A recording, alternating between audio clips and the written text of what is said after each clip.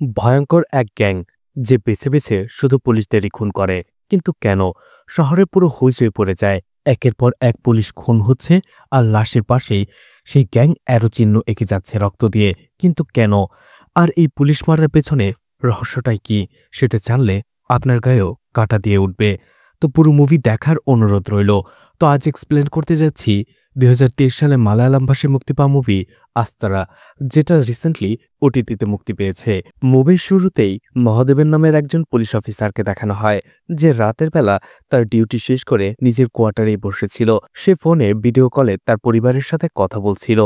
কিছুক্ষণ কথা বলার পরেই হঠাৎ করেই তার কোয়ার্টারে লাইট চলে যায়। সে ফোন রেখে কি হয়েছে সেটা দেখার জন্য যায়। যখনই লাইটের কাছে মহাদেবন আসবে, ঠিক ওই সময়টাতে তার ঘরে নক হয়। মহাদেবন ভাবতে থাকে এই সময়ে তার কাছে কি আসলো। যাই হোক, সে একটু মনের সংশয় নিয়ে দরজা খুলে। ঠিক তখনই দেখা যায় সেই ঘরের ভেতরে মুখোশ পরা 8 জন লোক ঢুকে পড়ে, যাদের মধ্যে একজন ছিল মেয়ে। আর সেই মেয়েটাই মহাদেবানকে প্রচণ্ড মারতে শুরু করে। যদিও মহাদেবান সেই মেয়েটাকে প্রতিহত করার চেষ্টা করে, কিন্তু কাজ হয় না। মহাদেবান তার সাথে পেরে ওঠে না। মেয়েটি মহাদেবানকে প্রচণ্ড মারধর করে, আর একটা সময় একটা কাচের বোতল তার মাথার মধ্যে ভেঙে ফেলে। আর অবশেষে সেই মেয়েটা মহাদেবানকে সেখানেই মেরে ফেলে। আর যেখানে তাকে মেরে ফেলা হয়েছে তার ঠিক পাশের দেয়ালেই মহাদেবানের রক্ত দিয়ে সে একটি অ্যারো চিহ্ন এঁকে যায়। সেই গ্যাং সেখান থেকে চলে যায়। পরদিন সকালবেলাতেই পুলিশ মিডিয়া সেখানে চলে আসে। আর ঠিক দেখা যায় থানার ভেতরে মহাদেবানের মতো আরও একজন পুলিশ অফিসারকে ঠিক একই রকমভাবে সেই গ্যাং মেরে ফেলেছিল, এবং দেয়ালে ঠিক একই রকমভাবে অ্যারো চিহ্নও আঁকা ছিল, যার ফলে বোঝাই যাচ্ছিল সেই গ্যাংই এই পুলিশ অফিসারকেও মেরেছে। শহরে চাঞ্চল্য ছড়িয়ে পড়ে। একে একে 2 জন পুলিশ অফিসারকে একই রাতে খুন। কিন্তু কেন? তারপরে আবার অ্যারো চিহ্ন আঁকা। ফরেন্সিক ডিপার্টমেন্টের লোকেরাও সেখানে চলে আসে, এবং তারাও তাদের কাজ শুরু করে দেয়। অন্যদিকে দেখা যায় পুলিশরা তাদের তদন্ত শুরু করে দেয়। সেই পুলিশ স্টেশনেই পুলিশ অফিসার বার্কা নামের একজন পুলিশ অফিসার ছিল, যে বসে বসে সিগারেট টানছিল আর ভাবছিল যদি সে কালকে বাড়িতে না যেত তাহলে সে পুলিশ অফিসারকে মরতে হতো না, আর থানায়ও এমন ঘটনা ঘটত না। আসলে পুলিশ অফিসার বার্কা এই ঘটনার জন্য নিজেকেই দায়ী করছিল, কারণ বার্কাই এই পুলিশ স্টেশনের দায়িত্ব ছিল। যখনই সে থানা থেকে বের হয়, মিডিয়ার লোকেরা তাকে ঘিরে ধরে এবং একের পর এক প্রশ্ন করেই যাচ্ছিল যে একই রাতে দুইজন পুলিশ অফিসার খুন, তার মধ্যে একজনকে তো থানায় ঢুকে মেরে ফেলা হয়েছে। কারা রয়েছে এর পেছনে, আর কেনই বা এমন ঘটনা ঘটল? কিন্তু বার্কার কাছে এর কোনো উত্তরই ছিল না, যার জন্য সে মিডিয়ার সামনে কথা না বলে সেখান থেকে চলে আসে। বার্কি সেখান থেকে হসপিটালে চলে আসে, কারণ গতকাল রাতে সেই গ্যাং যখন থানায় হামলা করেছিল, কয়েকজন কনস্টেবলও ছিল, তারাও আহত হয়েছে। সেই আহত কনস্টেবল বলে সেই লোকগুলো চাইলে আমাদেরও মেরে ফেলতে পারত, কিন্তু তারা আমাদের শুধু আহত করে এক সাইডে ফেলে রাখে, আর সেই পুলিশ অফিসারকে মেরে ফেলে। এটা শুনে বার্কি একটু অবাক হয়, কিন্তু কেন? ওই পুলিশ অফিসারের সাথে ওই গ্যাংয়ের কি এমন শত্রুতা ছিল? সিএম এর কারণে যখনই এই খবরটা পৌঁছায়, সে প্রচণ্ড রেগে যায়। ইমার্জেন্সি একটা মিটিং ডাকে। সেই মিটিংয়ে সে বলে সামনেই নির্বাচন, আর এই সময় এমন একটা ঘটনা, অপোজিশন পার্টি এবং পাবলিক এটাকে রাজনৈতিক ওয়েতে দেখছে, যেটা আমি একেবারেই চাচ্ছি না। নির্বাচনের আগে আমার পার্টির নাম একেবারেই খারাপ হওয়া চাই না। কে এমনটা ঘটিয়েছে, কেন ঘটিয়েছে, এর পেছনে কারণ কি, যত তাড়াতাড়ি সম্ভব খুঁজে বের করার চেষ্টা করো, আর হত্যাকারীকে তাড়াতাড়ি অ্যারেস্ট করো। আর এই কেসটা দ্রুত সলভ করার জন্য খুবই চৌকস আর দক্ষ একজন পুলিশ অফিসারকে নিয়োগ দেওয়া হয়, যার নাম ছিল আকাশ। আর এই আকাশ খুবই অনেস্ট একজন পুলিশ অফিসার। তার কাছে ক্রাইম ইজ ক্রাইম, সেটাকে কোনোভাবেই প্রশ্রয় দেওয়া যাবে না। থানায় আসার পরে আকাশ আগে পুরো বর্ণনাটা শুনে কিভাবে সেই পুলিশ অফিসারের হত্যা হয়েছে, কারণ সে থানায় একজন পুলিশ অফিসারকে হত্যা করা ছাড়াও আরও কয়েকজন কনস্টেবলের উপরে আক্রমণ করা হয়েছিল। সেই কনস্টেবলদের কাছেই পুলিশ অফিসার আকাশ জানতে চায় সেটা কিভাবে হয়েছিল।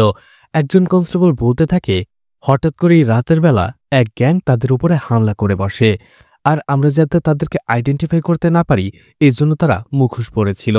এছাড়া তাদের হাতে কোনো অস্ত্র ছিল না, কিন্তু তারপরও তারা বিনা অস্ত্রেই সেই পুলিশ অফিসারের উপরে হামলা করে বসে এবং তাদের উপরেও। কারণ আমরা কয়েকজন কনস্টেবল মিলে তাদেরকে বাধা দিতে গিয়েছিলাম, কিন্তু তারা আমাদেরও প্রচণ্ড মারধর করে। একটা সময় আমাদের আহত করে সেই পুলিশ অফিসারকে মেরে তারা সেখান থেকে চলে যায়। পুরো ঘটনা শোনার পরে পুলিশ অফিসার আকাশ হতবাক হয়ে যায়। সে ভাবতে থাকে, কেউ যদি কোনো একজনকে হত্যা করতে আসে তাহলে অবশ্যই তার সাথে তারা অস্ত্র নিয়ে আসবে, কিন্তু এরা পুরো এক গ্যাং এসেছে, কিন্তু তাদের হাতে কোনো অস্ত্র ছিল না। এটা তো হতেই পারে না। বিষয়টা একেবারেই অদ্ভুত। আকাশের মনে হতে থাকে এর পেছনে অবশ্যই কোনো কারণ রয়েছে, আর সেটা নিয়ে সে ভাবতে থাকে। কারণ দুটো পুলিশ অফিসারের মার্ডারই একই রকমভাবে হয়েছে। এই জন্য পুলিশ অফিসার আকাশ মহাদাবান মার্ডার কেসটা ইনভেস্টিগেশন করার জন্য একজন লেডি পুলিশ অফিসারকে সেখানে পাঠিয়ে দেয়। মীনাক্ষী চলে যায় মহাদেবানের কোয়ার্টারে। এই মহাদেবান আসলে ছিল একজন ফরেস্ট সিকিউরিটি পুলিশ অফিসার। সেখানে মহাদেবানের ভাইকে মীনাক্ষী জিজ্ঞেস করে, আপনার কি মনে হয় মহাদেবানের কি কোনো শত্রু রয়েছে? কে মহাদেবানকে খুন করতে পারে? মহাদেবানের ভাই বলে তার ভাই খুবই ভালো মানুষ ছিল। সে একজন ফরেস্ট সিকিউরিটি অফিসার হলেও তার সাথে তেমন কারো কোনোরই ঝামেলা ছিল না, এমনকি কেউ তার নামে এতক্ষণ পর্যন্ত কোনো কমপ্লেনও করেনি। মীনাক্ষী এরপরেই মহাদেবানের কোয়ার্টারের আশেপাশে সিসিটিভি ফুটেজ চেক করে, আর সেখান থেকে সে জানতে পারে সেই গ্যাংগুলো এখান থেকে মহাদেবানকে খুন করার পরে তারা থানার দিকে চলে যায়। আকাশ যখন এটা জানতে পারে তখন সে হতবাক হয়ে যায় যে এই গ্যাংয়ের সাথে মহাদেবান এবং সেই কনস্টেবলের কি এমন শত্রুতা রয়েছে, কেন তারা তাকে খুন করল। কারণ আকাশ এরই মধ্যে পোস্টমর্টম ডক্টরের সাথেও কথা বলেছে। সেই ডক্টর বলেছে মারার স্টাইল একই রকম, এমনকি ক্ষতর ধরনও প্রায় একই রকম। তাই বলা যায় দুটো মার্ডার প্রায় একই জন করেছে। এরপরে আকাশ সেই কেস ফাইলটা নিয়ে চলে আসে এসপি কুরুভিলিয়ার কাছে এবং তাকে পুরো বিষয়টা খুলে বলে যে এই দুটো খুনি করেছে একটা গ্যাং, যে গ্যাংয়ে ৮ জন সদস্য রয়েছে। আর একটা বিষয় হচ্ছে, যখন তারা মহাদেবানের বাসায় গিয়েছিল তারা তাদের হাতে অস্ত্র নিয়ে গিয়েছিল, কিন্তু যখনই তারা থানায় অ্যাটাক করে সেখানে তারা নিরস্ত্র হয়ে এসেছিল। তার মানে বোঝাই যাচ্ছিল তারা পুরো প্ল্যান করে এসেছিল। এছাড়া সেখানে থানায় অন্যান্য কনস্টেবল থাকা সত্ত্বেও শুধুমাত্র একজন কনস্টেবলকেই তারা খুন করেছে, এছাড়া মহাদেবানকে খুন করেছে। অন্যদিকে মহাদেবানের পরিবারের সাথে কথা বলেও জানা গেছে মহাদেবানের তেমন কোনো শত্রু ছিল না। তাই বলাই যায় এই দুটো মার্ডারের পেছনে খুবই শক্ত একটা মোটিভ রয়েছে, আর আমাদেরকে সেটাই খুঁজে বের করতে হবে। এরপরেই সেই শহরের পাশের একটি জঙ্গলে একটি আদিবাসী গ্রামকে দেখানো হয়। এই আদিবাসী এই জঙ্গলেই অনেকদিন ধরে বসবাস করছে। সেই গ্রামেরই একটি মেয়ে ছিল নিত্যা। নিত্যা দেখতে খুবই সুন্দর ছিল, আর সেই আদিবাসী গ্রামেরই দুইজন ছেলে নিত্যাকে অনেক ভালোবাসত, যদিও নিত্যা তাদের একেবারেই পাত্তা দিত না। অর্থাৎ সে ছেলে দুটি নিত্যাকে একতরফাভাবে ভালোবাসত। এদিকে সেই আদিবাসী গ্রামের রঘু নামের আরও একটি ছেলে ছিল, যে শহরে যে লুকিয়ে লুকিয়ে মদ বিক্রি করত। সে প্রত্যেকদিন মদ নিয়ে যেত শহরে, আর সেটা লুকিয়ে বিক্রি করে আবারও গ্রামে ফিরে আসত। এদিকে সেই দুইজন ছেলের মধ্যে একজন নারায়ণকে দেখানো হয়, যে নিত্যার কাছে আসে এবং তাকে আকার ইঙ্গিতে কুপ্রস্তাব দেয় যাতে নিত্যা তার সাথে টাকার বিনিময়ে হলেও শারীরিক সম্পর্ক করে। কিন্তু নিত্যা কথাটা একেবারেই গায়ে মাখে না, বরং সে তাকে অ্যাভয়েড করে। কিন্তু নারায়ণও তাকে ছাড়ার পাত্র নয়, বরং সে বারবারই নিত্যাকে অ্যাপ্রোচ করতে থাকে। আর যেহেতু নিত্যা রাজি হচ্ছিল না কোনোভাবেই, তাই নারায়ণও প্রচণ্ড রেগে যায়, আর সে শুধু ওৎ পেতে থাকে একটা সুযোগের অপেক্ষায়। কোনোভাবে নিত্যাকে সে যদি বাগে পায় তাহলে জোর করে হলেও সে তার সাথে শারীরিক সম্পর্ক করবেই। অর্থাৎ এক কথায় বলা যায় নারায়ণ মন স্থির করেই ফেলেছে সে নিত্যাকে রেপ করবে। এদিকে আকাশ মহাদেবানের ফরেস্টের যে এরিয়াটা ছিল, অর্থাৎ যেখানে তার ডিউটি ছিল, সেই পুরো জায়গাটা আর মহাদেবানের কোয়ার্টারের আশেপাশের জায়গাটা খুব ভালো করে সার্চ করতে থাকে। কিন্তু ঘন জঙ্গলের ভেতরে আসার পরেই দেখা যায় কয়েকজন লোক সেখানে উৎপত্তি ছিল, আর তারা আকাশ এবং তার টিমের ওপরে নজর রাখছিল। যখনই তারা তাদের নাগালের ভেতরে চলে আসে, সেই লোকগুলো একে একে আকাশের টিমের উপরে হামলা করে, তাদেরকে ঘায়েল করে আহত করে ফেলে। আর একটা সময় তারা আকাশের উপরেও হামলা করে বসে, কিন্তু আকাশ কোনোভাবেই হারার পাত্র নয়, বরং সে তাদের সাথে লড়াই করে। আর অবশেষে দুর্ধর্ষ এক ফাইটের পরে সে তাদের হারাতে সক্ষম হয়। আর এরপরেই আকাশ তাদেরকে অ্যারেস্ট করে থানায় নিয়ে আসে। আকাশ এবং বাকি পুলিশ অফিসাররা ভেবেই নেয় যে এই লোকগুলোই মহাদেবান এবং সেই কনস্টেবলকে খুন করেছে, তাই তারা তাদেরকে লকআপে ভরে প্রচণ্ড পরিমাণ টর্চার করে। অনেক টর্চারের পরেও তারা মুখ খোলে না, বরং আকাশ এবং বাকিরা জানতে পারে এরা হচ্ছে সেই এরিয়াতে থাকা নাকশালবাদী, অর্থাৎ এক ধরনের টেররিস্ট। আসলে তারা যখন, অর্থাৎ আকাশ এবং তার টিম যখন সেই জঙ্গলে গিয়েছিল, সেই নাকশালবাদীরা ভেবেছিল আকাশ এবং তার টিম হয়তো তাদেরই অ্যারেস্ট করার জন্য এসেছে। মূলত এই নাকশালবাদীদের মহাদেবান এবং সেই কনস্টেবলদের খুন করার পেছনে কোনো হাতই নেই, এটা আকাশ অনেক টর্চার করার পরে বুঝে গেছে। এরপরে আকাশ আরো ভালোভাবে পুরো কেসটা স্টাডি করে। তখনই সে জানতে পারে মহাদেবানের যে কোয়ার্টারটা ছিল সেই জঙ্গলের পেছনে কিছুটা দূরেই একটা আদিবাসী গ্রাম রয়েছে। আকাশের কিছুটা সন্দেহ হয়, সে চলে যায় জিজ্ঞাসাবাদ করার জন্য সেই আদিবাসী গ্রামের। আকাশ সেখানে যাওয়ার পরে সেই রঘুর সাথে কথা বলে, কারণ রঘুই ছিল এই আদিবাসী গ্রামের লিডার। রঘুর সাথে আকাশ অনেকক্ষণ কথা বলার পরেও তেমন কোনো ইনফরমেশন পায় না যেটা তার এই কেসে কাজে লাগতে পারে। ঠিক তখনই আকাশ খেয়াল করে রঘুর পেছনে কিছু মদের বোতল সাজানো রয়েছে, যদিও সেগুলো খালি ছিল। আকাশের সন্দেহ হয়, কারণ এরকমই কাচের বোতল দিয়ে মহাদেবান এবং সেই কনস্টেবলকে খুন করা হয়েছে। এই জন্য আকাশ রঘুকে জিজ্ঞাসাবাদ করে। জিজ্ঞাসাবাদের এক পর্যায়ে রঘু মিথ্যে বলে। সে বলে জঙ্গল থেকে মধু সংগ্রহ করে সে, আর এই খালি বোতলগুলোতে সেই মধু ভরে শহরে বিক্রি করে, আর এটা তার নিত্যদিনের কাজ। এছাড়া শুধু সেই নয়, এই গ্রামের আরো অনেকেই এই পেশায় নিযুক্ত। আকাশ অনেকবার জিজ্ঞাসাবাদ করার পরেও রঘু একই কথাই বলে। এমনকি সেই পুলিশ অফিসারদের খুনের সাথে যে রঘুর কোনো সম্পৃক্ততা রয়েছে সেটাও আকাশ খুঁজে পায় না কোনো প্রশ্নের উত্তরেই। এদিকে মীনাক্ষী যখন সেই জঙ্গলের রাস্তা দিয়ে সন্ধ্যার দিকে বাড়ি ফিরছিল, হঠাৎ করেই তার গাড়ির চাকা পাঞ্চার হয়ে যায়। মীনাক্ষীর সাথে সাথে গান নেমে নিয়ে চারপাশটা খুঁজতে থাকে, কারণ গাড়ির চাকা এমনিতেই পাঞ্চার হয়নি, কেউ গুলি করে সেটা পাঞ্চার করে দিয়েছে। মীনাক্ষী আশেপাশে কাউকে দেখতে পায় না, কিন্তু হঠাৎ করেই তাদের উপরে একের পর এক গুলি চলতে শুরু করে। মীনাক্ষী এবং তার ড্রাইভার কোনোরকম জীবন নিয়ে গাড়ির ভেতরে ঢুকে পড়ে এবং সেখানে তারা শেল্টার নিয়ে সাথে সাথেই আকাশকে কল করে। আকাশ খবর পাওয়ার সাথে সাথেই ছোট্ট একটা টিম নিয়ে মীনাক্ষীর কাছে চলে আসে এবং তাকে ব্যাকআপ দিয়ে অনেক কষ্টে সেখান থেকে তাকে বাঁচিয়ে নিয়ে যায়।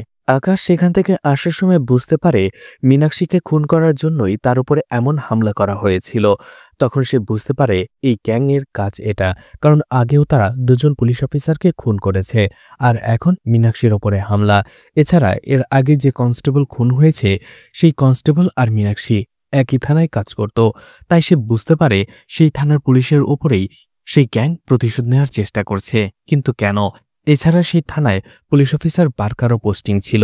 এই জন্য আকাশ পুলিশ অফিসার বার্কাকে কল করে এবং বলে, স্যার, আপনার জীবনের হুমকি রয়েছে, আপনি একটু সাবধানে থাকবেন। কিন্তু বার্কা আগে থেকেই পুলিশ অফিসার আকাশের উপরে রেগেছিল। কারণটা হচ্ছে বার্কা একেবারেই খুশি ছিল না যে পুলিশ অফিসার আকাশ তারই থানার কেস তার উপর দিয়ে ইনভেস্টিগেশন করুক, আর এই জন্যই পুলিশ অফিসার বার্কা রেগে গিয়ে বলে, আমার জীবন কিভাবে বাঁচাতে হবে সেটা একজন পুলিশ অফিসার হয়ে তোমার থেকে আমি ভালো জানি, তোমাকে আমার জীবন নিয়ে টেনশন করতে হবে না, তুমি তোমার কেস সলভ করো আর ফোন রাখো। এই বলে সে ফোনটা কেটে দেয়। পুলিশ অফিসার বার্কাকে দেখা যায় সে তার কোয়ার্টারে বসেই মদ খাচ্ছিল। মদ খাওয়ার হঠাৎ করে একটা সময় তার কোয়ার্টারের লাইট অফ হয়ে যায়। বার্কি ভাবতে থাকে এই সময় কি হলো। ঠিক তখনই তার কোয়ার্টারের কলিং বেল বাজতে শুরু করে। বার্কি একটু ভয় পেয়ে যায়, কিন্তু গানটা হাতে নিয়ে সে ধীরে ধীরে যেয়ে দরজা খোলে। ঠিক হঠাৎ করেই তার উপরে সেই ৮ জনের গ্যাং হামলা করে বসে। বার্কি তার গান দিয়ে তাদের ফায়ার করার চেষ্টা করলেও কোনো কাজ হয় না। সেই মেয়েটিকে বার্কি প্রচণ্ড মারধর করতে শুরু করে, আর ঠিক একই রকম ভাবে, অর্থাৎ মহাদেবন এবং কনস্টেবলের মতোই বার্কিকে প্রথমে আহত করা হয়, আর এরপরে একটা কাচের বোতল ভেঙে সেটা দিয়ে বার্কিকে সেখানেই মেরে ফেলা হয় এবং তার পাশেই আরও একটা অ্যারো চিহ্ন আঁকা হয়। পরের দিনই বার্কির মার্ডার কেসটা নিয়ে নিউজটা আবারও ভাইরাল হয়ে যায়। মিডিয়াতে প্রচার করা হয় গত 2 সপ্তাহের মধ্যে তিনজন পুলিশ অফিসারকে খুন করা হয়েছে।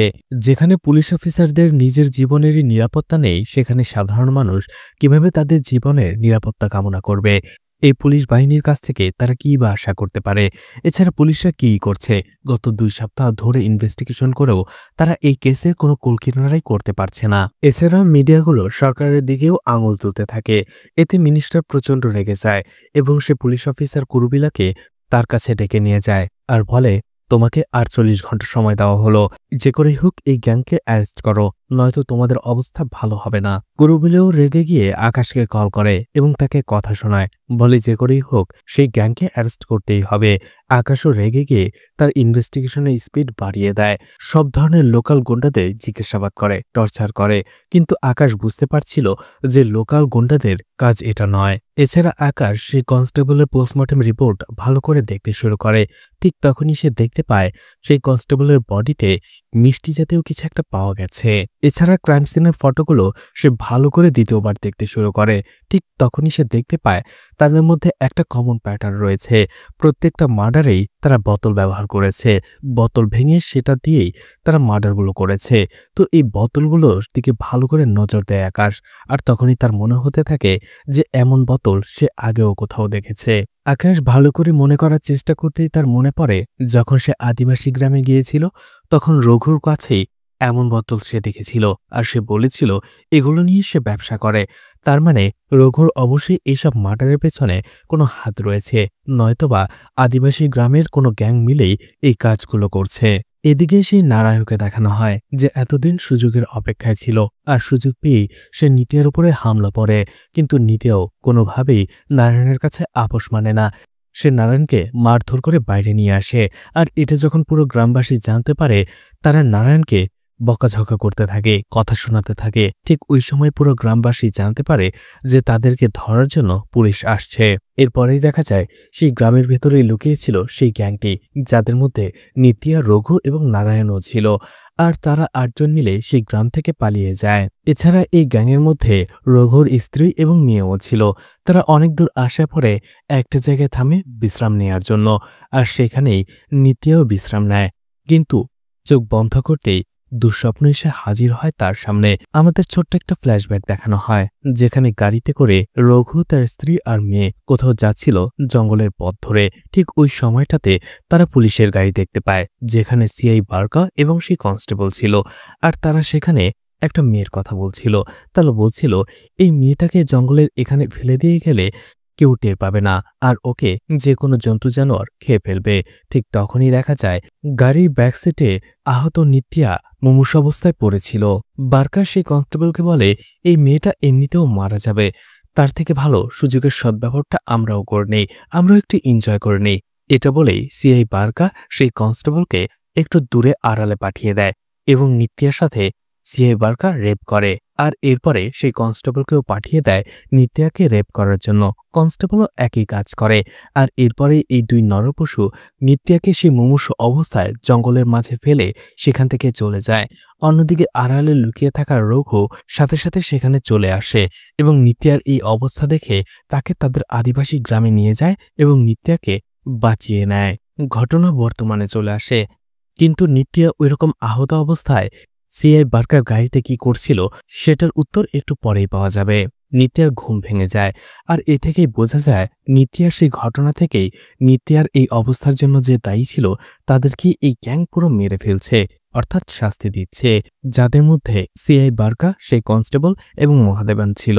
এদিকে একজন পোস্টমর্টম ডক্টর দেখা করে এসপি কুরুবিলার সাথে এবং তাকে বলে ক্রাইম স্পটে বোতল পাওয়া গেছে, মদের বোতল, আর যেগুলোর ভেতরেই হয়তোবা মিষ্টি জাতীয় ছিল, আর সেই বিয়ারের বোতলগুলো দিয়েই মার্ডার করা হয়েছে।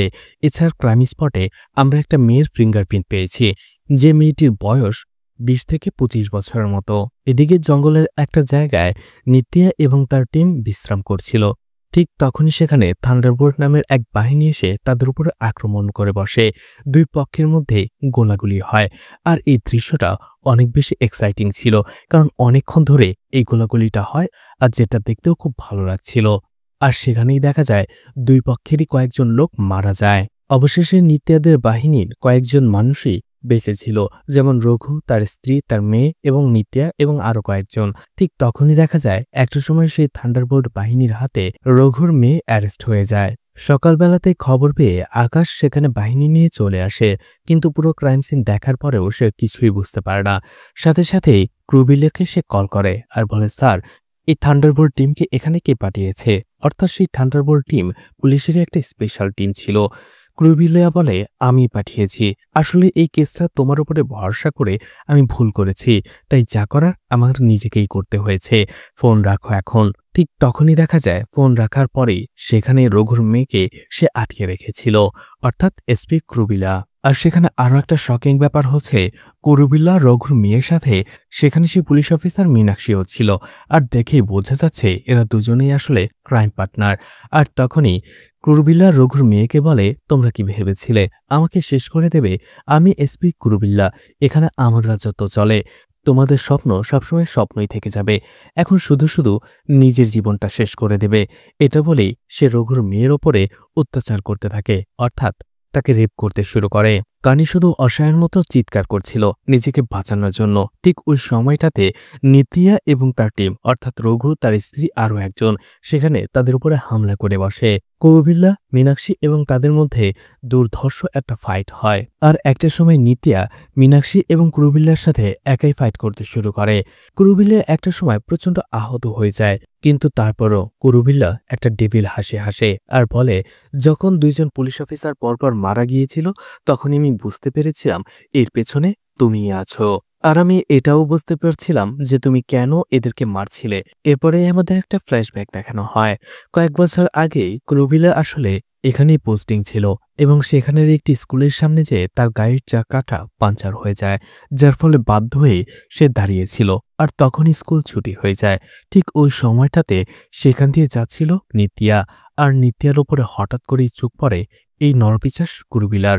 কুরুবিল্লা নিত্যাকে দেখার পরেই তার ব্ল্যাক বিউটিতে মুগ্ধ হয়ে যায়, মোবাইল দিয়ে ভিডিও করতে শুরু করে এবং পুরোটা যাওয়ার সময় চোখ দিয়ে তাকে গিলে গিলে খায়। আর মনে মনে বলতে থাকে, এরকম ব্ল্যাক বিউটি সে এর আগে কখনো দেখেনি। যে করেই হোক এই নিত্যাকে তার চাই। এরপরে সে মীনাক্ষীর সাথে দেখা করে এবং সেই ভিডিওটা দেখায় আর বলে, যে করেই হোক এই ব্ল্যাক বিউটিকে তার চাই। মীনাক্ষী জিজ্ঞেস করে, মেয়েটা হয়তো এখনো ভার্জিন, এমনিতে পাওয়া যাবে না। কুরুবিল্লা বলে, সেটা যেভাবেই হোক না কেন আমি ওকে হাসিল করেই ছাড়ব। এরপরেই দেখা যায় উদ্দেশ্য প্রণোদিতভাবে কুরুবিল্লা এবং মীনাক্ষী সেই আদিবাসী গ্রামে যায়, কারণ তারা জানতে পেরেছিল মীনাক্ষী সেখানেই থাকে এবং আদিবাসী গ্রামের মানুষদের বিভিন্ন ভালো ভালো কথা বলতে থাকে, তাদের বিভিন্ন উন্নয়নের স্বপ্ন দেখায় যাতে করে আদিবাসী গ্রামের মানুষদের কাছে আসতে পারে সে। আর সেখানেই দেখা যায় কানাপ্পা নামের একজন লোক ছিল, আর নিত্যা এই কানাপ্পারই মেয়ে। নিত্যা অনেক খুশি হয়েছিল কারণ সেই দিন তার রেজাল্ট দিয়েছিল আর সে খুবই ভালো রেজাল্ট করেছিল। নিত্যা তার বাবাকে সেই রেজাল্ট শিটে দেখাচ্ছিল যে সে কতটা ভালো রেজাল্ট করেছে। আর সেখানেই কুরুবিল্লাও ছিল, সেও এগিয়ে আসে। তখন কানাপ্পা কুরুবিল্লাকে বলে, স্যার, আমার মেয়ে অনেক ভালো রেজাল্ট করেছে আর আমার মেয়ের স্বপ্ন আপনার মতো সে বড় হয়ে একজন পুলিশ অফিসার হবে। কুরুবিল্লা বলে, তাতে সমস্যা কি, বানিয়ে দেব পুলিশ অফিসার। আর পুলিশ অফিসার হওয়ার জন্য আগে থেকেই ও প্রিপারেশন নিতে হবে। এই জন্য আমি ওকে কিছু বই সাজেস্ট করব, এগুলো যেন ও আগে থেকেই পড়তে শুরু করে। নিত্যাও বলে, হ্যাঁ, সে অবশ্যই পড়বে। কুরুবিল্লা বলে, আর সেই বইগুলো পড়তে যেয়ে যদি কোনো ডাউট হয় তাহলে অবশ্যই যেন সে তার বাড়িতে চলে আসে। কুরুবিল্লা সেগুলো সলভ করে দেবে। এছাড়া তার বাড়িতে মীনাক্ষীও রয়েছে, যে তাকে নিজের মেয়ের মতোই দেখবে। এছাড়া সেগুলো সলভ করে দেবে। এতে নিতিয়া এবং তার বাবা কানাপ্পা অনেক বেশি খুশি হয়। এরপরেই একদিন রাতের বেলা বাড়িতে সেই মহাদেবান এবং কুরুবিল্লাকে একসাথে বসে ড্রিঙ্কস করতে দেখা যায়। আসলে এই মহাদেবান যেহেতু একজন ফরেস্ট সিকিউরিটি অফিসার ছিল, তাই জঙ্গলের ভেতরে যারা লাল চন্দন অবৈধভাবে স্মাগলিং করত, মহাদেবান তাদের সাথে হাত মিলিয়ে কমিশন নিত, তাদেরকে কিছুই বলতো না। আর সেখান থেকে কিছু কমিশন সে কুরুবিল্লাকেও দিত। আর সেটা নিয়ে কথা বলার জন্য সেখানে এসেছিল। ঠিক ওই সময়টাতে মীনাক্ষী সেখানে চলে আসে আর সে কুরুবিল্লাকে কাছে এসে বলে যে আপনার ব্ল্যাক বিউটি আপনার জন্য অপেক্ষা করছে। আসলে নিত্যা সেখানে তার বাবার সাথে এসেছিল কিছু সমস্যার সমাধান করতে এসেছিল। মহাদেবান প্রথমে কুরুবিল্লার কাছে পুরো বিষয়টা জানে, এরপরেই বলে, স্যার, তাহলে আপনার বাড়ি শেষ হলে আমাকেও একবার সুযোগ দিন। কুরুবিল্লা বলে, ঠিক আছে, তাহলে অপেক্ষা করো। এরপরে কুরুবিল্লা যখন নিত্যার কাছে আসে, নিত্যা বলে, স্যার, আমি সব বই পড়ে ফেলেছি, কয়েকটা সমস্যা ছিল, সেটা মীনাক্ষী ম্যাডাম সমাধান করে দিয়েছে, এখন আমি আসি। কিন্তু তখনই কুরুবিল্লা তাকে বিভিন্ন কথা বলে আটকে রাখার চেষ্টা করে। একটা সময় নিত্যার এই বিষয়টা ভালো লাগে না, সে সেখান থেকে চলে আসার জন্য জোর করে। ঠিক ওই সময়টাতে কুরুবিল্লা তাকে একটা চর মেরে বসে, আর সেই চরের আঘাতেই নিতিয়া সেখানে জ্ঞান হারিয়ে পড়ে যায়। আর এরপরেই কুরুবিল্লা নিতিয়াকে তার বেডরুমে নিয়ে যায় আর নৃশংসভাবে সেখানে রেপ করে। নিতিয়া একটা সময় জ্ঞান ফিরে পায়, কিন্তু তখন তার হাতে আর কিছুই ছিল না, তার সর্বনাশ হয়ে গিয়েছিল। কুরুবিল্লা সেখান থেকে চলে যাওয়ার কিছুক্ষণ পরেই সেখানে মহাদেবানও চলে আসে, আর মহাদেবানও নিত্যার সাথে একই কাজ করে, অর্থাৎ তাকে রেপ করে। আর অসহনীয় টর্চার সহ্য করতে না পেরে আবারও অজ্ঞান হয়ে যায় নিতিয়া। এরপরেই কুরুবিল্লা সিএ বারকা এবং সেই কনস্টেবলকে সেখানে ডাকে আর নিত্যার বডিটাকে জঙ্গলে ফেলে দিয়ে আসতে বলে। আসলে নিত্যার বাবা কানাপ্পা নিত্যাকে এই বাড়িতে দিয়ে সে কোথাও গিয়েছিল কাজের জন্য। সে কাজ সেরে আবারও যখন নিত্যাকে নিয়ে যাওয়ার জন্য সেখানে আসে, তখনই সে দেখতে পায় তার মেয়ের এই অবস্থা। তার আদরের মেয়ের এই অবস্থা দেখে কানাপ্পা হতবাক হয়ে যায়। সে দুইজন পুলিশ অফিসারের উপরে সে হামলে পড়ে, ফাইট করার চেষ্টা করে, কিন্তু এসপি কুরুবিল্লা সেই সুযোগও তাকে দেয় না, সাথে সাথে গুলি করে কানাপ্পাকে সেখানেই মেরে ফেলে। এরপরে বারকা আর কনস্টেবল নিত্যাকে জঙ্গলে নিয়ে যায়। এরপরে তারা দুজনেও নিত্যার সাথে কি করেছিল সেটা আমরা সবাই জানি, আর এই জন্যই নিত্যা এবং তার পুরো গ্যাং মিলে নিত্যার সাথে হওয়া অত্যাচারের প্রতিশোধ নিচ্ছিল। সেই ঘটনা ঘটার পর থেকে নিত্যা আসলে মানসিকভাবে ভেঙে পড়েছিল, কিন্তু রঘু তাকে মানসিকভাবে সাপোর্ট দেয় এবং নিত্যা প্রতিশোধের জন্য নিজেকে তৈরি করে। এতদিন ঘটনা বর্তমানে চলে আসে। এত মার খাওয়ার পরেও কোনোভাবেই কুরুবিল্লার মধ্যে অনুশোচনাবোধ আসছিল না। সে শয়তানের মতো হাসছিল, যেটা দেখে নীতি আরও বেশি রেগে যায়, আর এই জন্য তার মৃত্যুটা আরও বেশি কঠিন করে দেয়। নিতিয়া এবং তার টিম কুরুবিল্লা এবং মীনাক্ষীর ওপরে মধু ছড়িয়ে দেয়, আর কিছুক্ষণ পরেই সেখানে মৌমাছিদের ঝাঁক পাঠিয়ে দেয়, যার ফলে সেই মৌমাছিরা মীনাক্ষী এবং কুরুবিল্লাকে তিলে তিলে নির্মম কষ্ট দিয়ে সেখানেই মেরে ফেলে। আর এমন ভয়ানক দৃশ্য দেখার পরে অবশেষে কুরুবিল্লা এবং মীনাক্ষী ভয়ে চিৎকার করতে থাকে, বাঁচার জন্য ছটফট করতে থাকে, আর এটাই ছিল তার ভয়ঙ্কর পাপের শাস্তি। তারা দুজনেই মারা যায়। কিছুক্ষণ পরে আকাশ এবং তার টিম সেখানে চলে আসে। সেখানকার দৃশ্য দেখে আকাশ অবাক হয়, আর একটু পরে সে মুচকি হাসে। ঘটনা কয়েকদিন পরে শিফট হয়, যেখানে আকাশের এখান থেকে ট্রান্সফার হয়ে গিয়েছিল, আর সে অন্যত্র যাওয়ার জন্য প্রিপারেশন নিচ্ছিল। ঠিক ওই সময়টাতে তার বাসায় একটা পার্সেল চলে আসে। পার্সেলটা ওপেন করতে আকাশ দেখে সেটার ভেতরে ছোট একটা ট্রফির মতো ছিল। আকাশ আবার মুচকি হাসে, আর এরপরে ঘটনা চলে যায় ফ্ল্যাশব্যাকে, যেখানে প্রথমবার আকাশ এই আদিবাসী গ্রামে গিয়েছিল ইনকোয়ারি করার জন্য। ঠিক তখনই সে সবার সাথে কথা বলেছিল। সেই আদিবাসী গ্রামে একজন অসুস্থ মানুষও ছিল। আকাশ তার সাথে একাই কথা বলেছিল। সেখান থেকে আসার সময় সেই লোকটা বলে, স্যার, নিত্যা আসলেই নির্দোষ, ওর কোনো দোষ নেই। আর নিত্যার সাথে আসলে কি হয়েছে সেই পুরো ঘটনা খুলে বলে। এমনকি সেই ঘটনার পরে নিত্যার হয়ে বিচার চাওয়ার জন্য তার আদিবাসী গ্রামের কয়েকজন গ্রামবাসী এসপি কুরুবিল্লার কাছে গিয়েছিল এবং এই ব্যাপারে জানতে চেয়েছিল, বিচার চেয়েছিল, কিন্তু নিষ্ঠুর কুরুবিল্লা তাদের কোনো কথাই শোনেনি, বরং তাদেরকে মুখ বুজিয়ে দেওয়ার জন্য তাদেরকে সেখানেই মেরে ফেলে নির্মমভাবে। আর এই ঘটনার সাথে পুলিশ অফিসার মীনাক্ষীও জড়িত ছিল, আর এই লোকটাও সেখানে ছিল। সে কোনোভাবে বেঁচে চলে এসেছিল। এই পুরো ঘটনা দেখার পরে এই লোকটা এতটাই ভয় পেয়ে যায় যে সে অসুস্থ হয়ে পড়ে। এদিকে এসপি কুরুবিল্লা সেখানে কয়েকজন পুলিশ অফিসারকে ডাকে আর বলে তাদের নামে একটা কেস ফাইল করার জন্য। সেই কেস ফাইলে লেখার জন্য এরা সবাই নাকশালবাদী, আর তারা তার উপরে হামলা করতে এসেছিল, কিন্তু কুরুবিল্লা তাদের সবাইকে মেরে ফেলেছে আত্মরক্ষার জন্য। আর এভাবেই সেই মৃত গ্রামবাসীদের উপরে কেস করে কেসটা ধামাচাপা দেওয়া হয়। অর্থাৎ আকাশ আগে থেকেই সবকিছু জেনে গিয়েছিল সেই বৃদ্ধ লোকটার মাধ্যমে, আর সেও চাইছিল এই কেসের আসল অপরাধী কুরুবিল্লা শাস্তি পাক। এই জন্য সে এই কেসটাতে ছাড় দিয়েছিল, যার ফলে সে আর কাউকেই অ্যারেস্ট করেনি। ঘটনা কয়েকদিন পরে চলে যায়, যেখানে একটি শপিং মলে নিত্যাকে দেখানো হয় যে একেবারেই আধুনিক মেয়ে হয়ে গিয়েছিল, আর সেই শপিং মলে আকাশও নিত্যাকে দেখে ফেলে। আকাশ তখন একটু কনফিউজড হয়ে যায়। সে ভাবতে থাকে এই মেয়েটাকে সে আগেও কোথাও দেখেছে।